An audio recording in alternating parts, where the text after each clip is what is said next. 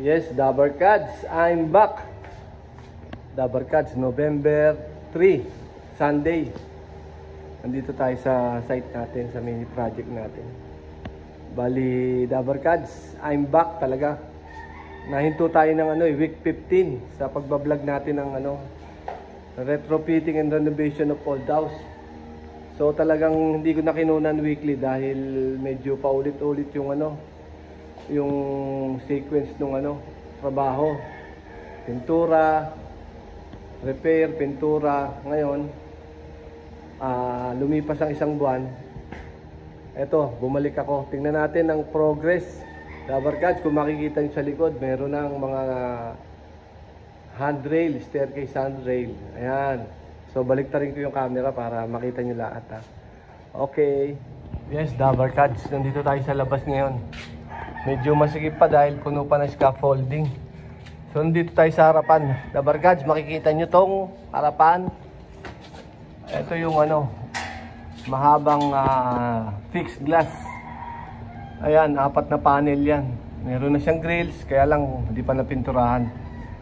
Tapos yung mga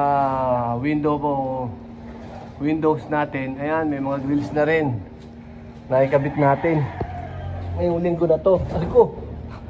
Ang puga ko. Ayan. Tignan natin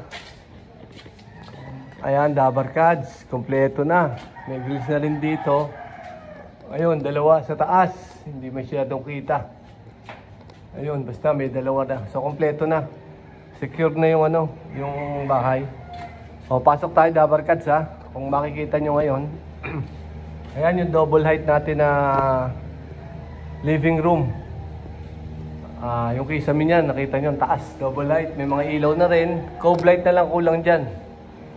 So, ito yung fixed glass natin. 4 na long panels yan. Mga 2.3, 2.5 ang height niyan. Ayan, ito yung isang window natin. Ayun yung pangalawa, may grills na rin. Tapos ito yung dining area. Tapos ito yung pinaka magandang na gawa natin ngayong linggo na to. Itong staircase handrails. Ayan. Simple lang ang design niyan, Dabber Cats. Tubular lang yan. Tapos yun, paakyat. Yun ang design niyan. Okay. So dito naman, ayan, ipa-final fix ko na lang yung mga toilet fixtures dyan. Ito, nakapintura na rin yan. Ayan yung mga glass natin, window glass. Ayan, kakabit ko na rin yan this week, yung lababo. So, nasa end stage na tayo. Ayan, Dabber Cats, talagang nilagyan namin ng cover yan dahil ang welding works dito. Lahat yan, welding ang joints, kaya nilagyan namin ng protection. Ayan, Dabber Cats, ang taas, yan, mayroong ding protection. Ito yung taas. Ito yung toilet. May toilet din tayo sa taas. Yan, sasara na rin natin yung kisame na yan. Yan. Kakabit na rin natin yung mga toilet fixtures. Okay? Yung kwarto na yan. Tapos na yung pintura halos nyan. Flooring na lang. Flooring na lang. Tatapusin natin yan within 2 weeks. Okay? Tapos yung vision glass na yon, nagkamali yung yung contractor, smoke glass na alagay. Siyempre, kaya nga may vision ka rito, glass, para makita mo yung baba. Kaya lang yung contractor, kinabit yung smoke glass. Nasa bakasyon tayo nung, kaya hindi natin nakita Tapos Dabber Cats, ayan, may grills na rin tayo rito. Ayan, bedroom number 2. Bedroom number 1, may grills na rin tayo. Ayan. Ayan, matatanaw niyo yung kabilang grills. Okay, Dabber Cats. So, yung mga sa labas, kita nyo naman, may mga ilaw na rin yan. May mga pin light yan sa kisame. Ayan, Dabber Cats. So, nasa end stage tayo. Siguro sa susunod na vlog natin, baliktarin ko lang tong camera. Ayan, Dabarkads, nakita nyo. So, may mga pinto na rin yan.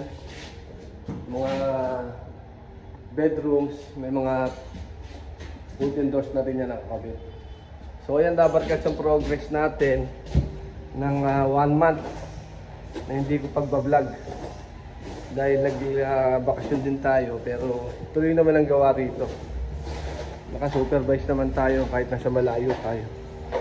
So, ayan, Dabarkads. Nasa end stage tayo ng mga project, lahat finishing works, painting, flooring, toilet fixtures, kitchen fixtures, kakabitan natin yan. So, next na vlog natin, halos tapos na to. Marami ng tapos na area rito. Kasi hindi ko talaga pininis ng paint yan kasi madudumihan pa eh. So, Dabarkads, November 3, Sunday, nag-overtime tayo. Diretso pa rin tayo bukas. Okay? See you next vlog, Dabarkads. Bye-bye!